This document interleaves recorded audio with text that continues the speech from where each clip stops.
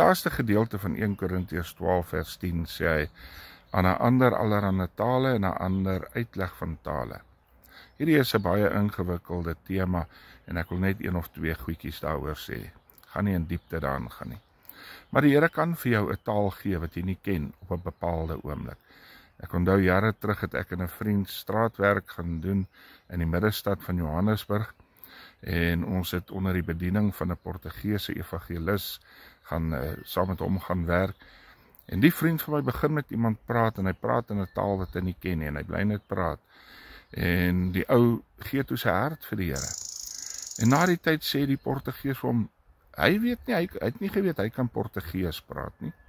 Sê nie, maar hy kan nie Portugees praat nie. Toe het hy die persoon in Portugees na die Here toegelei. Die man het geweet wat hy sê. Hy het self nie geweet wat hy sê nie. Die Here het vir hom op 'n bepaalde oomblik 'n taal gegee.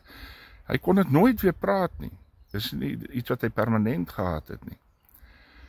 Dan ook die uitleg van tale. Dat die Here vir jou die kennis moet gee van wat jy sê. Dit help nie mens praat in tale en jy weet nie wat jy sê die Bybel en sê nie gemeente is nie. En dat wanneer daar in tale gepraat word, moet daar ook dan 'n uitleg gegee word.